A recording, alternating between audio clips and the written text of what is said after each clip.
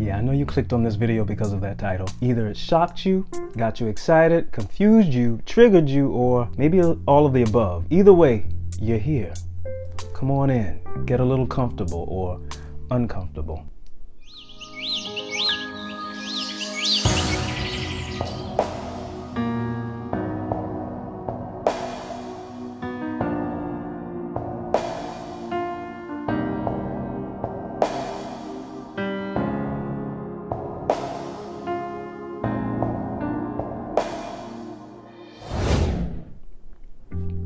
I wanted to kickstart my new YouTube channel by doing something a little different, being a little bit more open and transparent. My name is Joseph.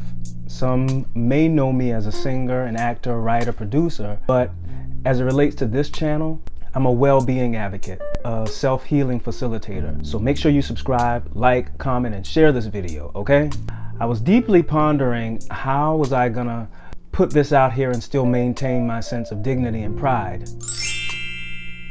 When I share details about my private life, it's for the purpose of providing clarity and understanding to those that are open-hearted and open-minded enough to receive the insights. This isn't your typical YouTube coming out story. This is more than me announcing a specific LGBTQ experience or revealing if I'm actively dating anyone.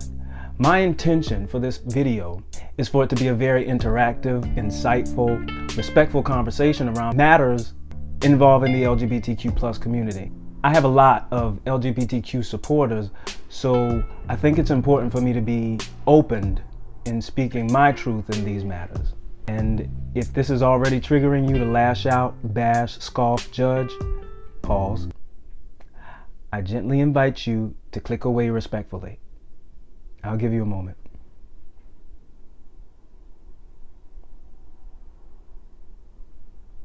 We good? You still with me? Okay, good. In my experience, I've noticed that when people share their personal truths, their vulnerabilities, their insecurities, their fears around the LGBTQ+ lifestyle, the convos usually turn into arguments, hurt feelings, jokes, rumors, shade, and harsh judgments. The conversation here, whether you agree or disagree, is of little importance. It's about clarity and understanding. I say this often, truth doesn't always have to hurt in order for it to be clear. When it hurts, it's usually not clear. Not always, but usually. When we approach LGBTQ+ combos, it's important to be as delicate, as gentle, and as easy with these as possible. The emotional and psychological aspects are heavily unresolved here.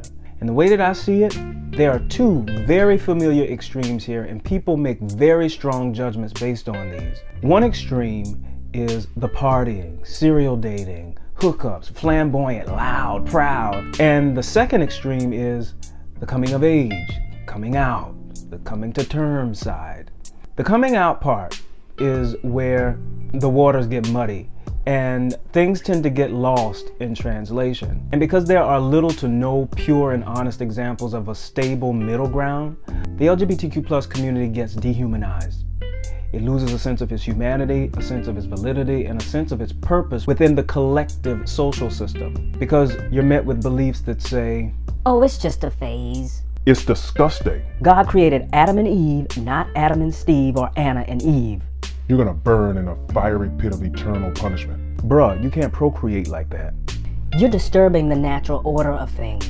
You ought to be ashamed of yourself because God is. You stink in his nostrils. But God loves you, but he hates the life you've chosen. These queer demons are strong and bold these days.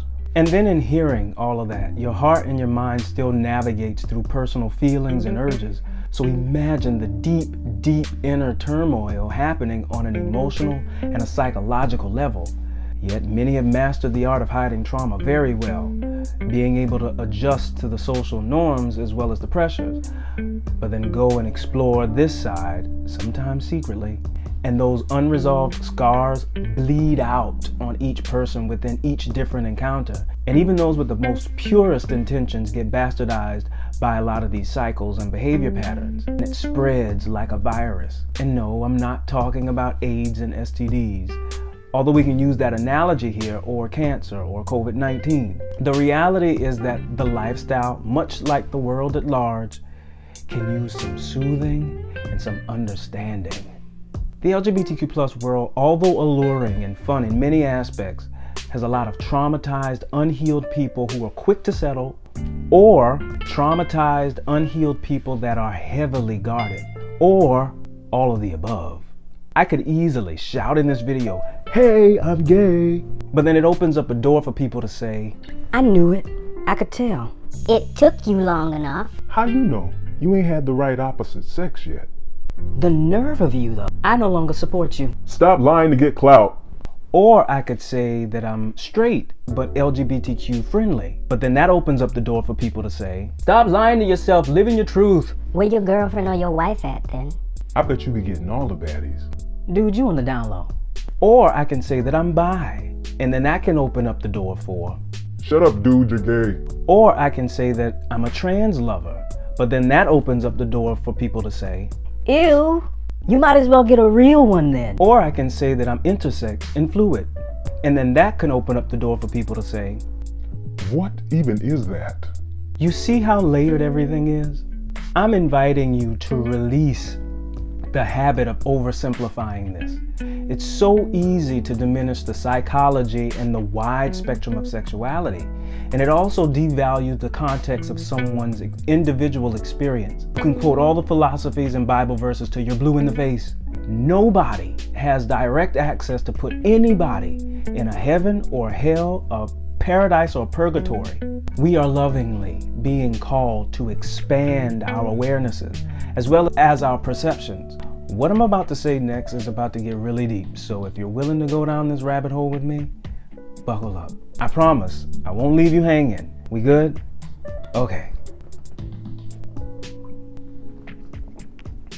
My coming out story is about coming out of the traumatic cycles within the LGBTQ plus world, but also coming out of the traumatic cycles of being black in America, as well as coming out of the traumatic cycles of simply being a human.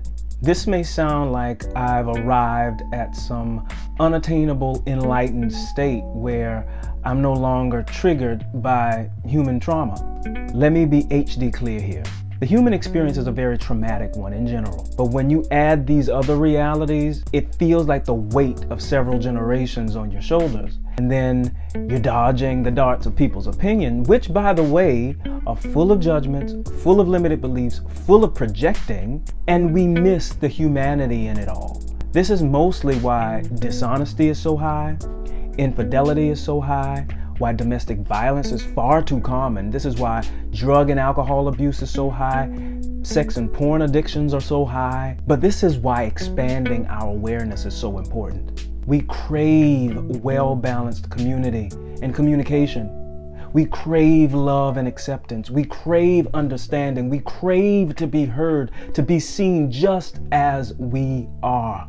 More than who others think we should be, more than who we think we should be, more than who the world thinks that we should be.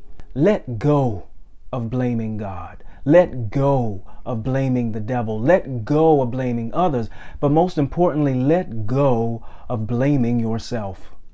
We are all a part of the LGBTQ plus community. Whether we identify with any of those letters or are very closely connected to someone who does identify with those letters. This doesn't diminish your own personal traumas or preferences. You're just able to embrace what works and release what doesn't without judgment. The LGBTQ plus world is more than a sexual preference and an orientation. Much like racism is more than race and ethnicity, or religion is more than just religious practices, politics more than a political role, gender more than male or female. It's about bringing awareness to the systems and the traditions of separation within these things. So when we bring up LGBTQ plus convos, a lot of these sexuality questions are so loaded and they carry more than oversimplified yes or no answers. Are you gay? Are you straight? We are way too multifaceted and multidimensional for that. Coming out is about coming in to something deeper. Everything is interconnected. Our hearts, our minds, our spirits, our bodies, and our actions. Those that do the deep inner work to heal have the ability to hold space for those that are evolving into something worth pursuing or being pursued by. But blessings to those that are in partnerships, relationships, friendships, where all parties involved decide to commit to working through and healing traumas together. But at the end of the day, this will always be an individual journey. And so, I'm gently inviting you to cultivate your own spiritual healing practices, discover support groups, accountability partners, therapy, counseling, and tapping into these resources a lot simpler than you may realize. You'll find that it neutralizes so many triggers we face within ourselves as well as within others. You see, I'm more in the category of rooting for everybody to evolve into healed people worth investing energy into. The most attractive thing you can be in my eyes is healed. But healing is an ongoing thing. So no matter how well we are in mind, body, and spirit, there is maintenance work we are always responsible for. But I've realized in my own inner work that it's really about accepting all parts of myself fully and authentically without judgment. My same-sex experience, my opposite-sex experience, my black experience, my human experience. Doing this helps break down the walls and heal a lot of the trauma associated with these experiences. Because let's face it, we feel scared. And the fear can be very crippling. And so we hide behind the charm, the religion, the politics, the sculpted bodies, the social titles, the job, whatever else we can use to distract ourselves. And then when it's time to be honest and go deeper, there's a block, there's resistance, there's confusion. The best acronym to describe fear in this scenario is to face everything and rise. That takes bravery, that takes trust, and it takes faith and a whole lot of love. Love doesn't hurt. Love brings us into an awareness of the mental, emotional traumas that hurt. And then our responsibility is being compassionate with ourselves so that the fear, the hurt, the disappointment has less power over you in your life. This then puts you in the driver's seat of your life, and the fear and all that other stuff, it doesn't disappear. They're just in the back seat watching you flourish. The songwriter said it best. Learning to love yourself, it is the greatest love of all. That is what coming out really means. So if you made it to the end of this video, leave me a message in the comment section. Does any of this resonate or empower you to shift your perspective in any way? Let's expand the conversation. But for now, thank you so much for watching, and I will see you in the next video. So does this mean you're gay?